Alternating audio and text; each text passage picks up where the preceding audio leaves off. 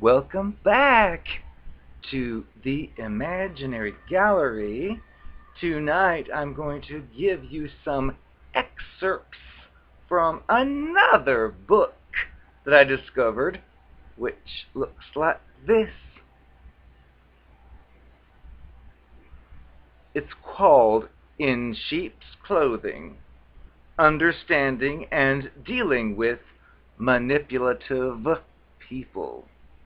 And it was a godsend at one particular point where I was like drowning in all these things that I just knew from my psychology background that was just, these are wrong, and this little book helped to put it all into perspective. And I must admit, it doesn't do any good to take it to the person who's doing the evil to say, what you just did was wrong, look, la la la la. It doesn't work. This is for your benefit, not anybody else's, because we already know if you're dealing with a cluster B manipulative person and you present any kind of booklet or video or literature and say, hey, that thing I said was wrong, look, it was wrong. It doesn't work, because whatever you're reading from or listening to will be discredited. So this is for your own benefit. Forget the Cluster B monster. And the part of the book, which is written by George Simon Jr., Ph.D., the section I've chosen for this particular selection is The Impaired Conscience. And just to give an overview, George Simon, or Dr. Simon, refers to people with cluster B traits or as having an aggressive personality. And of course it can be covert, so they're not going to come up to you and put their fist in your face, but they're still aggressive. And I'll just read a bit from his chapter. Aggressive personalities don't like anyone pushing them to do what they don't want to do or stopping them from doing what they want to do. No is never an answer that they accept. Because they so actively resist any constraints on their behavior or desires, they have trouble forming a healthy conscience.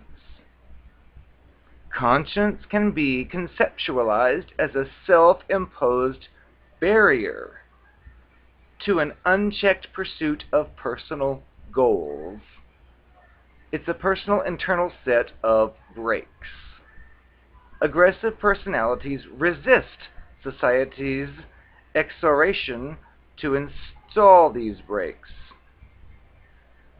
They tend to fight the socialization process early on. If they're not too aggressively predisposed and they can see some benefit in self-restraint, they might internalize some inhibitions.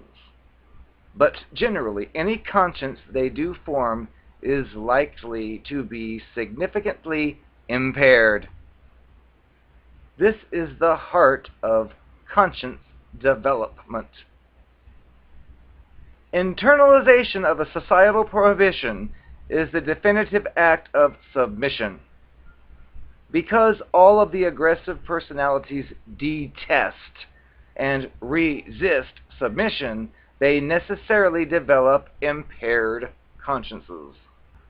The conscience of covert aggressives is uniquely impaired in several ways.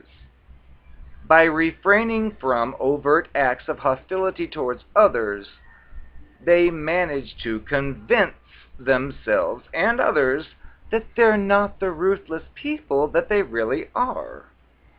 They may observe the letter of a law, but violate its spirit with ease.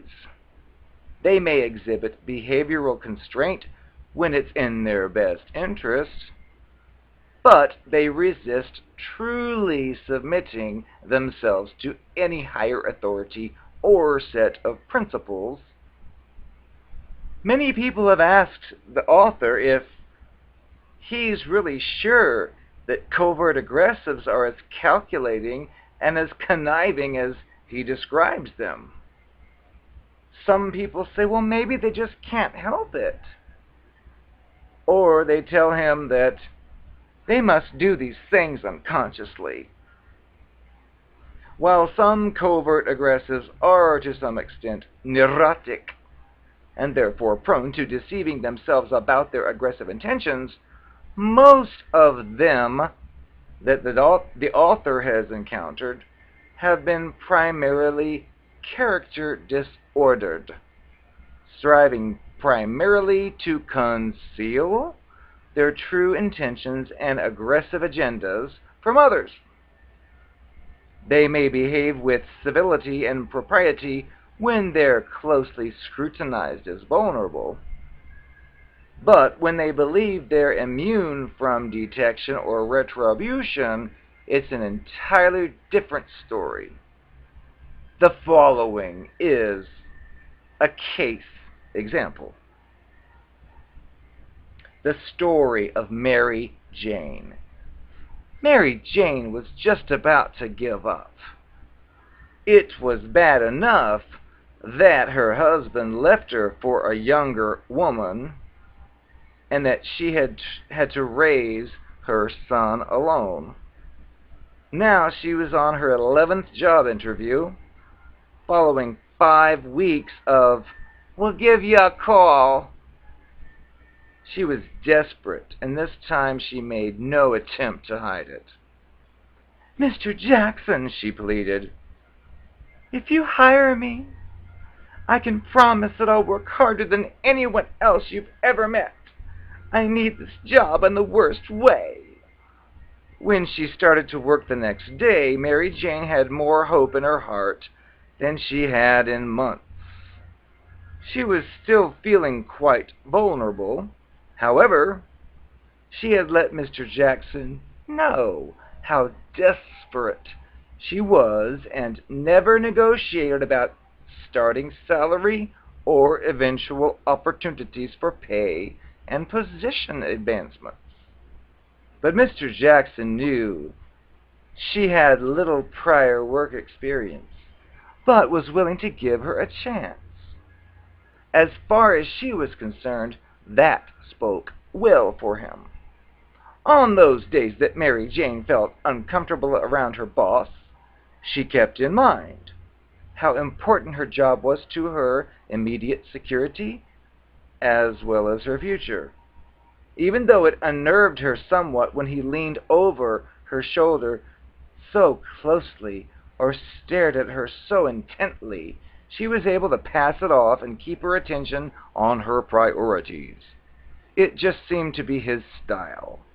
He was always being friendly with his female staff. Besides, he was quite vocal about being happily married and seemed to enjoy bragging on his wife and children when they visited the office.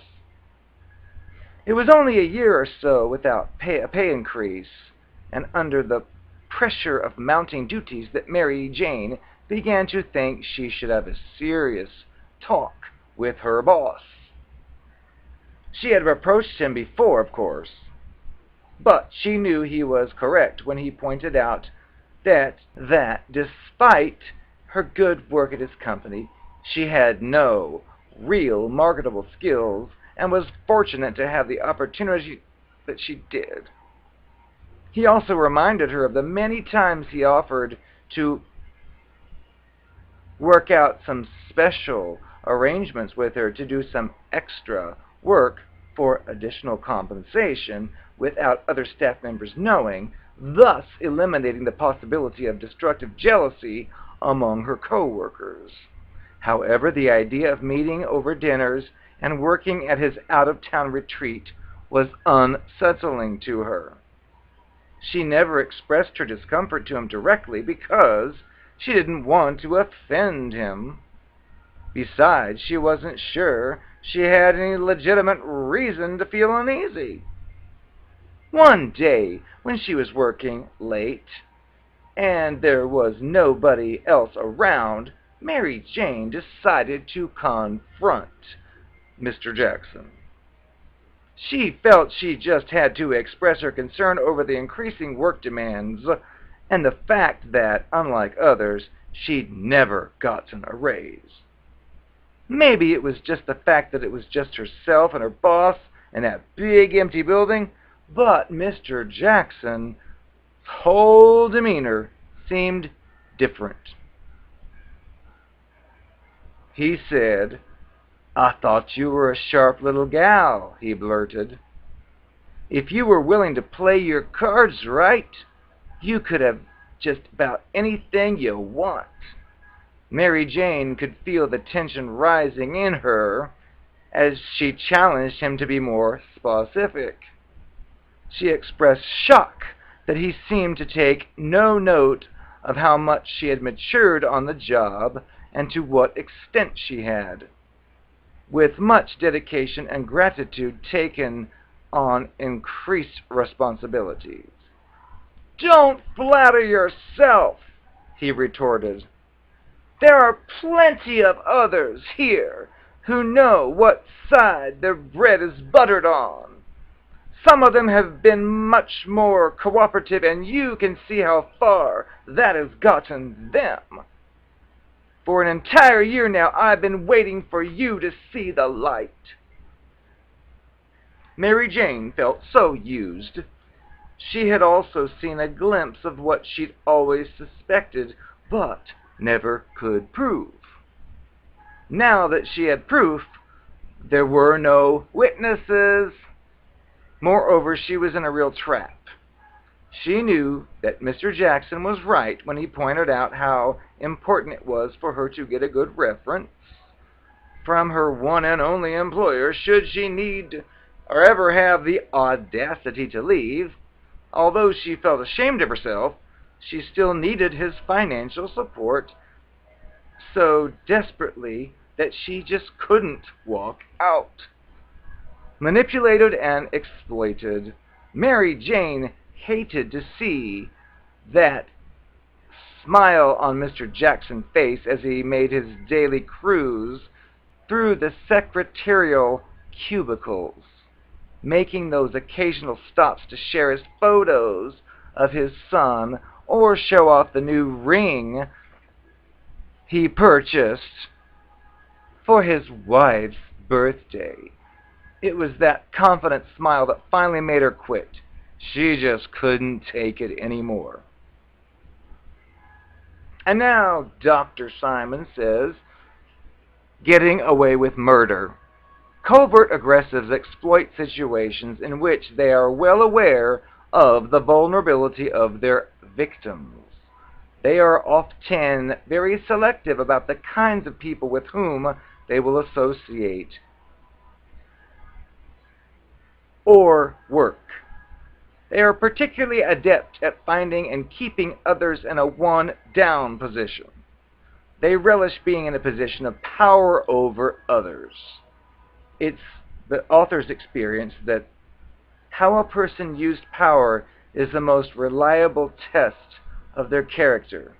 Mary Jane's boss is undoubtedly character disordered.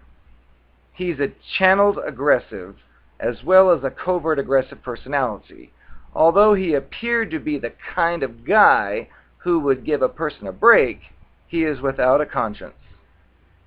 He counted on Mary Jane's vulnerability to give him advantage. Believing that he was immune from detection and punishment for his behavior, he eventually allowed his true character to show. Dr. Simon mentions the conscience but not the record of a sociopath. Mr. Jackson has virtually no regard for the rights and needs of others. some would be tempted to label him antisocial or even sociopathic. But he's not about the daily business of working against society. He has never broken any major laws, and through his business enterprise, he is one of the community's members actively building a better society. By definition, therefore, he's not antisocial. But we do need some labels to describe his callous disregard for others and his willingness to manipulate and exploit them. His conscience is obviously impaired, but we don't have enough indication that he's so devoid of all conscience that we can rightfully call him psychopathic or sociopathic.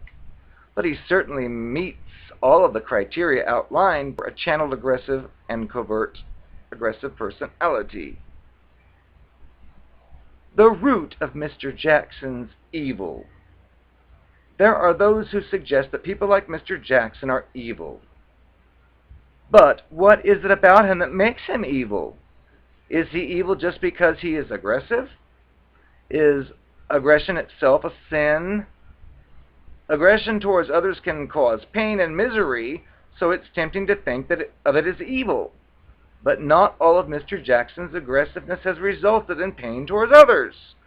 His appropriately channeled aggression is responsible for the success of his business and the financial well-being of several employees. But Mr. Jackson has failed to fully own and responsibly restrain his aggressive tendencies. When it comes to getting what he wants from others, he places few limits on himself. He knows how to maintain appearances and how to cover his tracks. He even knows how to protect himself if caught.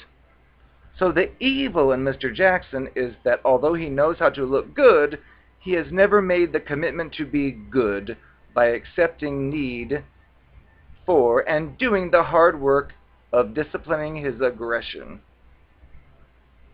One-down positions. There are times in everyone's life when they are inescapably in a one-down position and ripe to be manipulated. Mr. Jackson didn't have to use many of the usual tactics to manipulate Mary Jane. He was well aware of her vulnerability and used it to his advantage.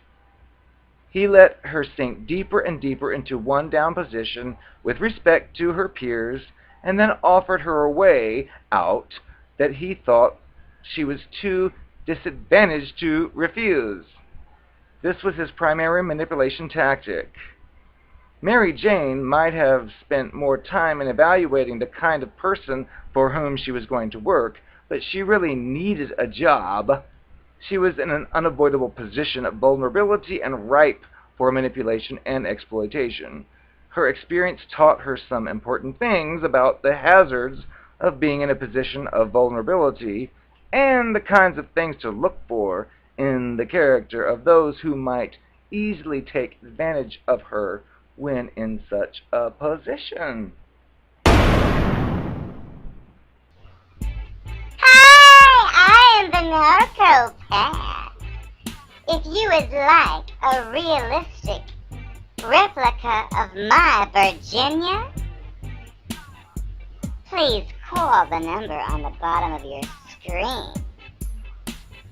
May I ask, this replica is not only molded from my own private part, but you can also put fluid in it and it will squirt like I do. So, don't pass up on this valuable opportunity. Who knows, they're selling fast already, so hurry. Call the number on your screen, and you can enter me anytime you want, and I'll squirt for you.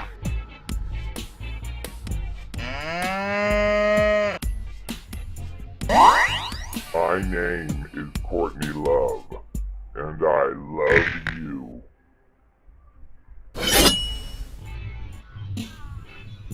I am a human clown. Please stop human clowning. It's in your hands. Please stop human cloning now!